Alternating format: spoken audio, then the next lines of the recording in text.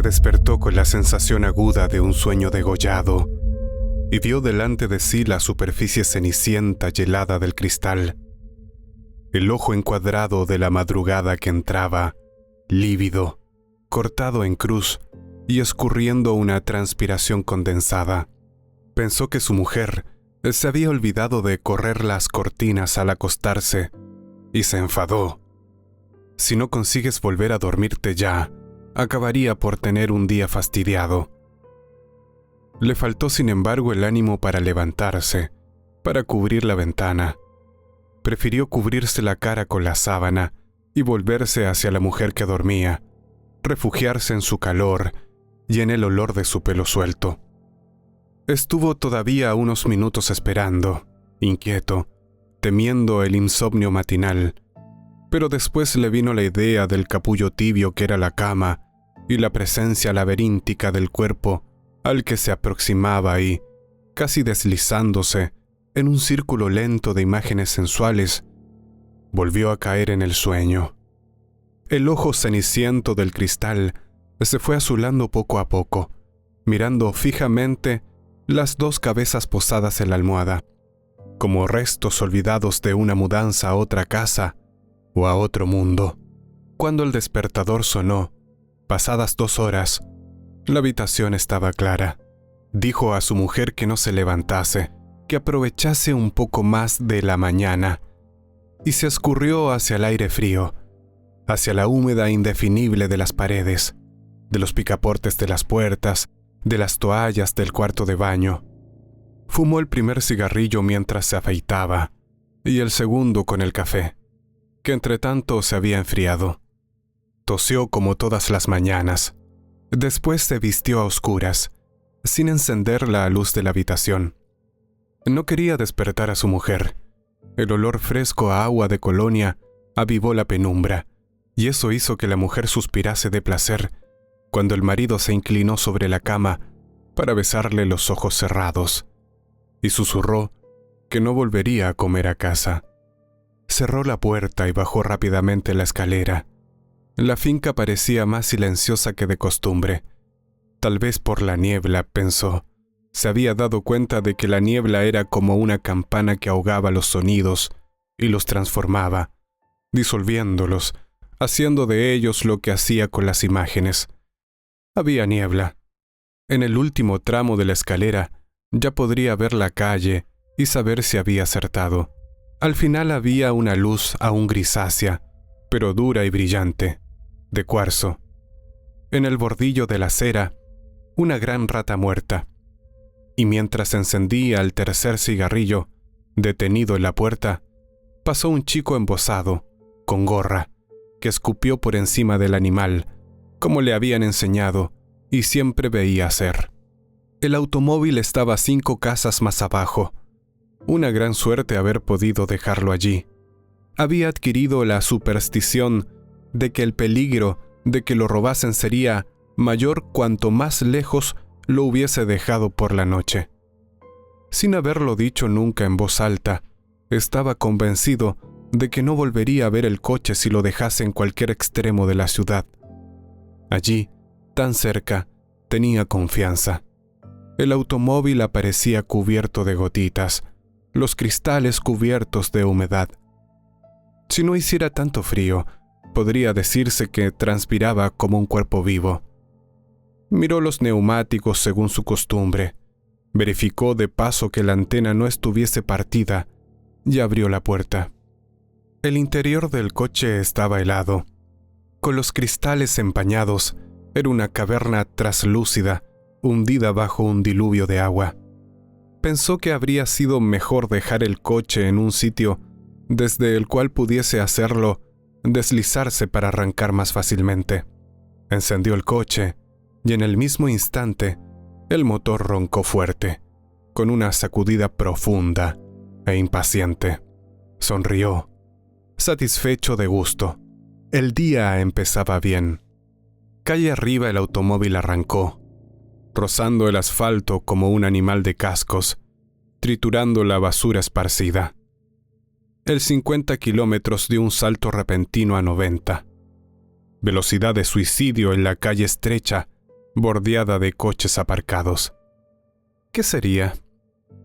Retiró el pie del acelerador, inquieto. Casi diría que le habían combinado el motor por otro más potente. Pisó con cuidado el acelerador y dominó el coche. Nada le importaba. A veces no se controlaba bien el balanceo de pie. Basta que el tacón del zapato no asiente en el lugar habitual para que se altere el movimiento y la presión. Es fácil. Distraído con el incidente, aún no había mirado el contador de la gasolina. ¿La habrían robado durante la noche, como no sería la primera vez? No. El puntero indicaba precisamente medio depósito. Paró en un semáforo rojo, sintiendo el coche vibrante y tenso en sus manos. Curioso. Nunca había reparado en esta especie de palpitación animal que recorría en olas las láminas de la carrocería y le hacía estremecer el vientre. Con la luz verde, el automóvil pareció serpentear, estirarse como un fluido para sobrepasar a los que estaban delante. Curioso. Pero, en verdad, siempre se había considerado mucho mejor conductor que los demás. Cuestión de buena disposición esta agilidad de reflejos de hoy, quizá excepcional. Medio depósito. Si encontrase una gasolinera funcionando, aprovecharía. Por seguridad, con todas las vueltas que tenía que dar ese día antes de ir a la oficina, mejor de más que de menos. Este estúpido embargo, el pánico, las horas de espera, en colas de decenas y decenas de coches. Se dice que la industria va a sufrir las consecuencias. Medio depósito. Otros andan a esta hora con mucho menos, pero si fuese posible llenarlo. El coche tomó una curva balanceándose y, con el mismo movimiento, se lanzó por una subida empinada sin esfuerzo. Allí cerca había un surtidor poco conocido. Tal vez tuviese suerte. Como un perdiguero que acude al olor, el coche se insinuó entre el tráfico, dobló 2 esquinas y fue a ocupar un lugar en la cola que esperaba. Buena idea. Miró el reloj. Debían de estar por delante unos 20 coches. No era ninguna exageración, pero pensó que lo mejor sería ir primero a la oficina y dejar las vueltas para la tarde. Ya lleno el depósito. Sin preocupaciones. Bajó el cristal para llamar a un vendedor de periódicos que pasaba. El tiempo había enfriado mucho, pero allí, dentro del automóvil, con el periódico abierto sobre el volante, fumando mientras esperaba, hacía un calor agradable, como el de sábanas. Hizo que se movieran los músculos de la espalda, con una torsión de gato voluptuoso, al acordarse de su mujer aún enroscada en la cama, a aquella hora, y se recostó mejor en el asiento. El periódico no prometía nada bueno. El embargo se mantenía. Una Navidad oscura y fría, decía uno de los titulares.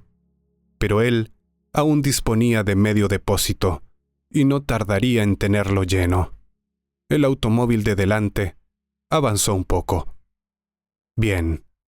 Hora y media más tarde, estaba llenándolo, y 3 minutos después, arrancaba, un poco preocupado, porque el empleado le había dicho, sin ninguna expresión particular en la voz, de tan repetida la información, que no habría allí gasolina antes de 15 días.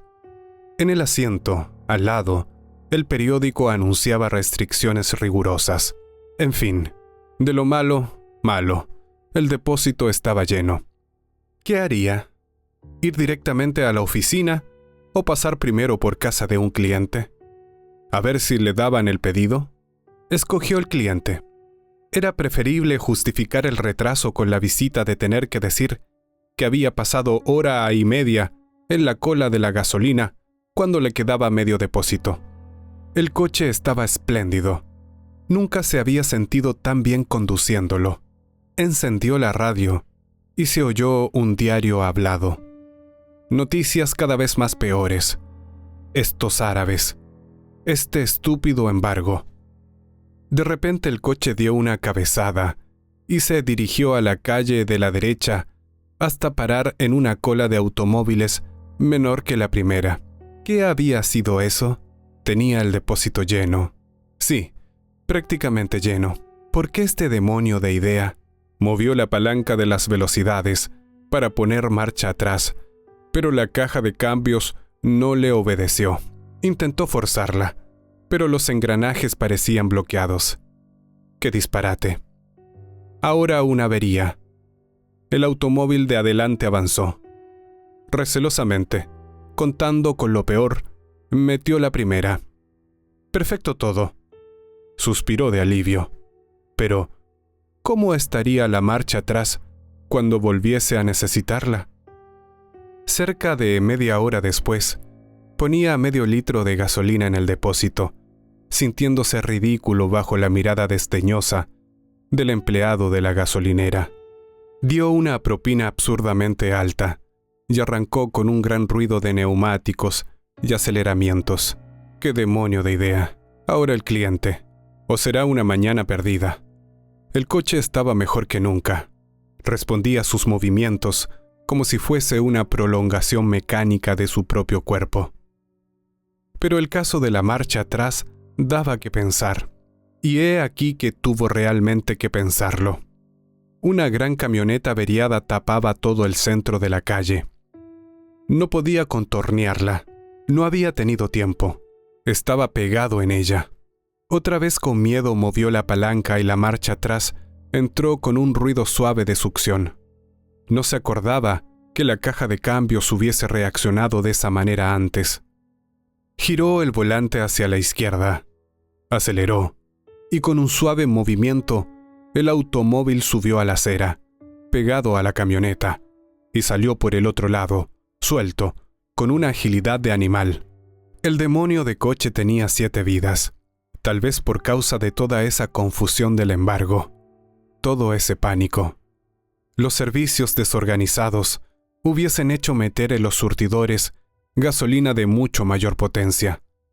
Tendría gracia. Miró el reloj. ¿Valdría la pena visitar al cliente? Con suerte encontraría el establecimiento aún abierto. Si el tránsito ayudase, sí. Si el tránsito ayudase tendría tiempo. Pero el tránsito no ayudó. En época navideña, incluso faltando la gasolina, todo el mundo sale a la calle para estorbar a quien necesita trabajar. Y al ver una transversal descongestionada, desistió de visitar al cliente.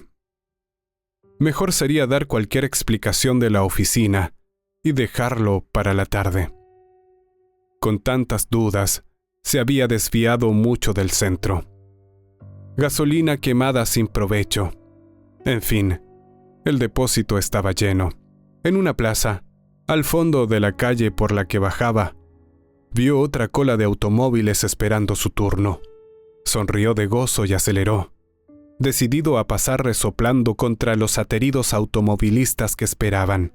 Pero el coche, a 20 metros, tiró hacia la izquierda, por sí mismo, y se detuvo, suavemente, como si suspirase, al final de la cola. ¿Qué diablos había sido aquello? Si no había decidido poner más gasolina. ¿Qué diantre era, si tenía el depósito lleno? Se quedó mirando los diversos contadores, palpando el volante, costándole reconocer el coche. Y en esa sucesión de gestos, movió el retrovisor y se miró en el espejo. Vio que estaba perplejo y consideró que tenía razón.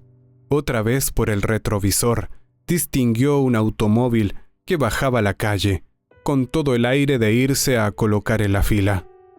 Preocupado por la idea de quedarse allí inmovilizado, cuando tenía el depósito lleno, movió rápidamente la palanca para dar marcha atrás.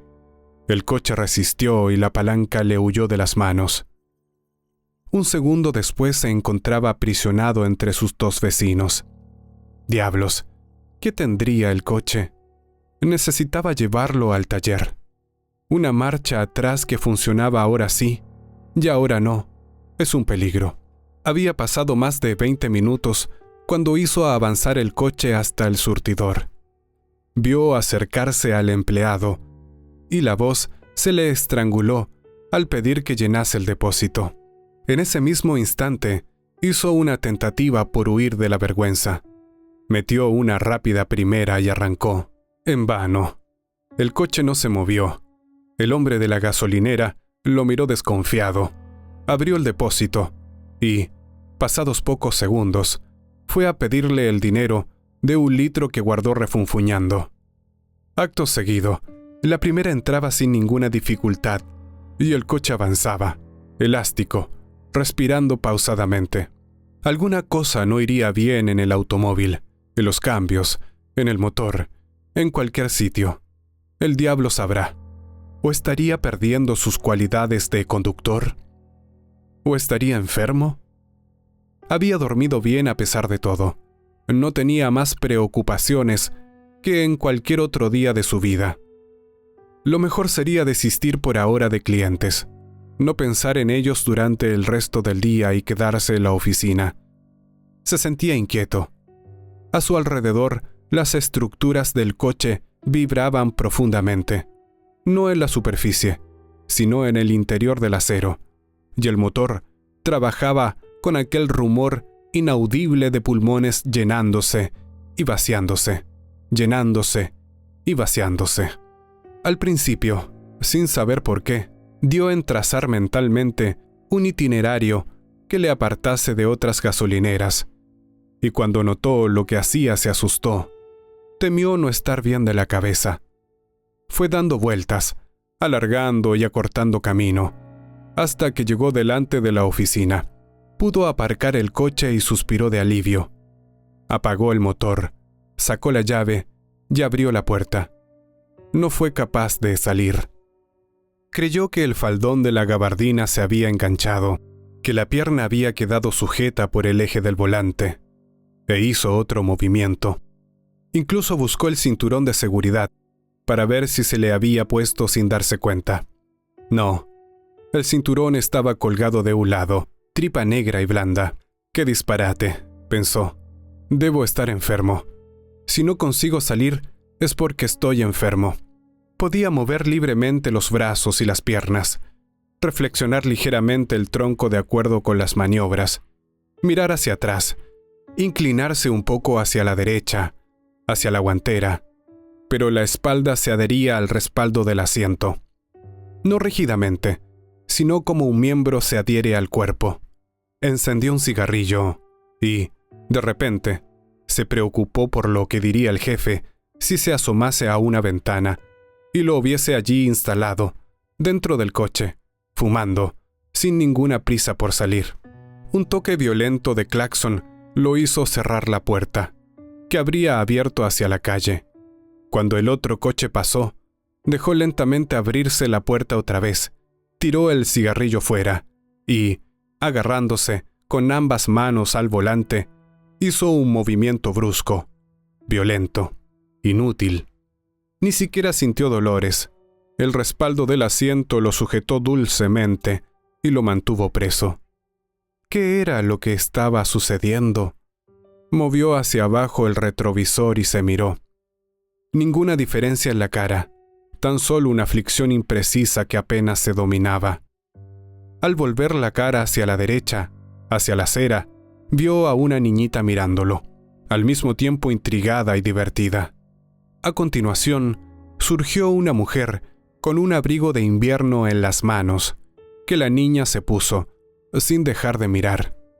Y las dos se alejaron, mientras la mujer arreglaba el cuello y el pelo de la niña. Volvió a mirar el espejo y adivinó lo que debía hacer, pero no allí. Había personas mirando, gente que lo conocía. Maniobró para separarse de la acera, rápidamente, echando mano a la puerta para cerrarla, y bajó la calle lo más deprisa que podía. Tenía un designio, un objetivo muy definido que ya lo tranquilizaba, y tanto que se dejó ir con una sonrisa que a poco le suavizó la aflicción. Solo reparó en la gasolinera cuando casi iba a pasar por delante. Tenía un letrero que decía «agotada», y el coche siguió, sin una mínima desviación, sin disminuir la velocidad. No quiso pensar en el coche. Sonrió más. Estaba saliendo de la ciudad. Eran ya los suburbios. Estaba cerca del sitio que buscaba. Se metió por una calle en construcción, giró a la izquierda y a la derecha, hasta un sendero desierto, entre vallas. Empezaba a llover cuando detuvo el automóvil. Su idea era sencilla. Consistía en salir de dentro de la gabardina, sacando los brazos y el cuerpo, deslizándose fuera de ella, tal como hace la culebra cuando abandona la piel. Delante de la gente no se había atrevido, pero allí, solo, con un desierto alrededor, lejos de la ciudad, que se escondía por detrás de la lluvia, nada más fácil. Se había equivocado.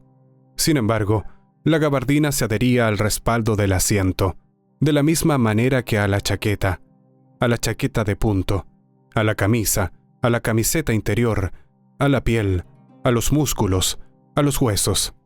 Fue esto lo que pensó sin pensarlo, cuando 10 minutos después se retorcía dentro del coche gritando, llorando, desesperado. Estaba preso en el coche. Por más que girase el cuerpo hacia afuera, hacia la obertura de la puerta por donde la lluvia entraba empujada por ráfagas súbitas y frías, por más que afirmase los pies en el saliente de la caja de cambios, no conseguía arrancarse del asiento. Con las 2 manos, se cogió al techo e intentó levantarse. Era como si quisiese levantar el mundo. Se echó encima del volante, gimiendo, aterrorizado. Ante sus ojos los limpiaparabrisas, que sin querer había puesto en movimiento en medio de la agitación, oscilaban con un ruido seco, de metrónomo. De lejos le llegó el pitido de una fábrica. Y a continuación, en la curva del camino, apareció un hombre pedaleando una bicicleta, cubierto con un gran pedazo de plástico negro, por el cual la lluvia escurría como sobre la piel de una foca. El hombre que pedaleaba miró con curiosidad dentro del coche y siguió, quizá decepcionado o intrigado al ver a un hombre solo, y no la pareja que de lejos le había parecido. Lo que estaba pasando era absurdo. Nunca nadie se había quedado preso de esta manera en su propio coche, por su propio coche. Tenía que haber un procedimiento cualquiera para salir de allí. A la fuerza no podía ser. ¿Tal vez en un taller? No. ¿Cómo lo explicaría? ¿Llamar a la policía? ¿Y después? Se juntaría la gente, todos mirando, mientras la autoridad evidentemente tiraría de él por un brazo y pediría ayuda a los presentes, y sería inútil, porque el respaldo del asiento dulcemente lo sujetaría. E iría los periodistas, los fotógrafos, y sería exhibido dentro de su coche en todos los periódicos del día siguiente, lleno de vergüenza como un animal trasquilado, en la lluvia. Tenía que buscarse otra forma. Apagó el motor y sin interrumpir el gesto, se lanzó violentamente hacia afuera, como quien ataca por sorpresa. Ningún resultado.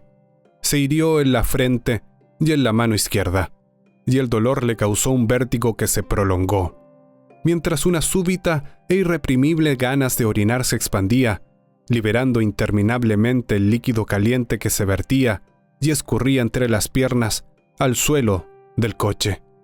Cuando sintió todo esto, empezó a llorar bajito, con un gañido, miserablemente, y así estuvo hasta que un perro escuálido, llegado de la lluvia, fue a ladrarle, sin convicción, a la puerta del coche. Embragó despacio, con los movimientos pesados de un sueño de las cavernas, y avanzó por el sendero, esforzándose en no pensar, en no dejar que la situación se le representase en el entendimiento. De un modo vago sabía que tendría que buscar a alguien que lo ayudase, pero ¿quién podía ser? No quería asustar a su mujer, pero no quedaba otro remedio. Quizá ella consiguiese descubrir la solución. Al menos no se sentiría tan desgraciadamente solo. Volvió a entrar en la ciudad, atento a los semáforos, sin movimientos bruscos en el asiento, como si quisiese apaciguar los poderes que lo sujetaban. Eran más de las 2 y el día había oscurecido mucho. Vio 3 gasolineras, pero el coche no reaccionó. Todas tenían el letrero de agotada. A medida que penetraba en la ciudad, iba viendo automóviles abandonados en posiciones anormales, con los triángulos rojos colocados en las ventanillas de atrás, señal que en otras ocasiones sería de avería, pero que significaba, ahora, casi siempre, falta de gasolina. 2 veces vio grupos de hombres empujando automóviles encima de las aceras, con grandes gestos de irritación, bajo la lluvia que no había parado todavía. Cuando finalmente llegó a la calle donde vivía, tuvo que imaginarse cómo iba a llamar a su mujer. Detuvo el coche enfrente del portal, desorientado, casi al borde de otra crisis nerviosa. Esperó que sucediese el milagro de que su mujer bajase por obra y merecimiento de su silenciosa llamada de socorro. Esperó muchos minutos, hasta que un niño curioso de la vecindad se aproximó y pudo pedirle, con el argumento de una moneda, que subiese al 3er piso y dijese a la señora que allí vivía que su marido estaba abajo esperándola, en el coche, que acudiese deprisa, que era muy urgente. El niño subió y bajó, dijo que la señora ya venía y se apartó corriendo, habiendo hecho el día. La mujer bajó como siempre andaba en casa, ni siquiera se había acordado de coger un paraguas, y ahora estaba en el umbral, indecisa, desviando sin querer los ojos hacia una rata muerta en el bordillo de la acera, hacia la rata blanda, con el pelo erizado, dudando en cruzar la acera bajo la lluvia, un poco irritada contra el marido que le había hecho bajar sin motivo, cuando podía muy bien haber subido a decirle lo que quería. Pero el marido llamaba con gestos desde dentro del coche, y ella se asustó y corrió. Puso la mano en el picaporte, precipitándose para huir de la lluvia, y cuando por fin abrió la puerta, vio delante de su rostro la mano del marido abierta, empujándola, sin tocarla. Porfió, y quiso entrar, pero él le gritó que no, que era peligroso, y le contó lo que sucedía, mientras ella, inclinada, recibía en la espalda toda la lluvia que caía, y el pelo que se le desarreglaba, y el horror le crispaba toda la cara, y vio al marido, en aquel capullo caliente y empañado que lo aislaba del mundo, retorciéndose entero en el asiento para salir del coche sin conseguirlo. Se atrevió a cogerlo por el brazo y tiró, incrédula, y tampoco pudo moverlo de allí. Como aquello era demasiado horrible para ser creído, se quedaron callados mirándose, hasta que ella pensó que su marido estaba loco y fingía no poder salir. Tenía que ir a llamar a alguien para que lo examinase, para llevarlo a donde se tratan las locuras. Cautelosamente, con muchas palabras, le dijo a su marido que esperase un poquito, que no tardaría, iba a buscar ayuda para que saliese, y así incluso podían comer juntos, y ella llamaría a la oficina diciendo que estaba acatarrado, y no iría a trabajar por la tarde, que se tranquilizase. El caso no tenía importancia, que no tardaba nada, pero cuando ella desapareció en la escalera, volvió a imaginarse rodeado de gente, la fotografía en los periódicos, la vergüenza de haberse orinado por las piernas abajo, y esperó todavía unos minutos, y mientras, arriba su mujer hacía llamadas telefónicas a todas partes, a la policía, al hospital, luchando para que creyesen en ella y no en su voz, dando su nombre y el de su marido, y el color del coche, y la marca y la matrícula. Él no pudo aguantar la espera y las imaginaciones, y encendió el motor. Cuando la mujer volvió a bajar, el automóvil ya había desaparecido, y la rata se había escurrido del bordillo de la acera. Por fin, y rodaba por la calle inclinada, arrastrada por el agua que corría de los desagües. La mujer gritó, pero las personas tardaron en aparecer, y fue muy difícil de explicar. Hasta el anochecer, el hombre circuló por la ciudad, pasando ante gasolineras sin existencias, poniéndose en colas de espera sin haberlo decidido, ansioso porque el dinero se le acababa, y no sabía lo que podía suceder cuando no tuviese más dinero y el automóvil parase al lado de un surtidor para recibir más gasolina. Eso no sucedió, simplemente porque todas las gasolineras empezaron a cerrar y las colas de espera que aún se veían tan solo aguardaban el día siguiente, y entonces lo mejor era huir para no encontrar gasolineras aún abiertas, para no tener que parar. En una avenida muy larga y ancha, casi sin otro tránsito, un coche de la policía aceleró y le adelantó. Y, cuando le adelantaba, un guardia le hizo señas para que se detuviese. Pero tuvo otra vez miedo y no paró. Oyó detrás de sí la sirena de la policía y vio también, llegado de no sabía dónde, un motociclista uniformado casi alcanzándolo. Pero el coche, su coche, dio un ronquido, un arranque poderoso, y salió, de un salto, hacia adelante, hacia el acceso de una autopista. La policía lo seguía de lejos, cada vez más de lejos, y cuando la noche cerró, no había señales de ellos, y el automóvil rodaba por otra carretera. Sentía hambre. Se había orinado otra vez, demasiado humillado para avergonzarse, y deliraba un poco, humillado. Iba declinando sucesivamente, alternando las consonantes y las vocales, en un ejercicio inconsciente y obsesivo que lo defendía de la realidad. No se detenía porque no sabía para qué iba a parar, pero, de madrugada, por 2 veces, aproximó el coche al bordillo e intentó salir despacito, como si mientras tanto el coche y él hubiesen llegado a un acuerdo de paces y fuese el momento de dar la prueba de buena fe de cada uno. 2 veces habló bajito cuando el asiento lo sujetó. 2 veces intentó convencer al automóvil para que lo dejase salir por las buenas. 2 veces, en el descampado nocturno y helado donde la lluvia no paraba, explotó en gritos, en aullidos, en lágrimas, en ciega desesperación. Las heridas de la cabeza y de la mano volvieron a sangrar. Y sollozando, sofocado, gimiendo como un animal aterrorizado, continuó conduciendo el coche, dejándose conducir.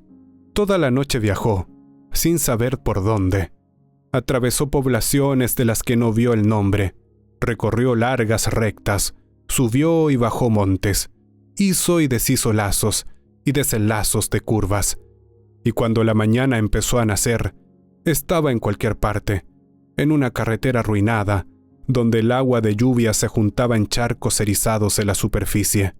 El motor roncaba poderosamente, arrancando las ruedas al lodo, y toda la estructura del coche vibraba, con un sonido inquietante. La mañana abrió por completo, sin que el sol llegara a mostrarse, pero la lluvia se detuvo de repente. La carretera se transformaba en un simple camino que adelante, a cada momento, parecía perderse entre piedras. ¿Dónde estaba el mundo? Ante los ojos estaba la sierra y un cielo asombrosamente bajo. Dio un grito y golpeó con los puños cerrado el volante. Fue en ese momento cuando vio que el puntero del depósito de gasolina estaba encima de cero. El motor pareció arrancarse a sí mismo y arrastró el coche 20 metros más. La carretera aparecía otra vez más allá, pero la gasolina se había acabado. La frente se le cubrió de sudor frío. Una náusea se apoderó de él y lo sacudió de la cabeza a los pies. Un velo le cubrió 3 veces los ojos.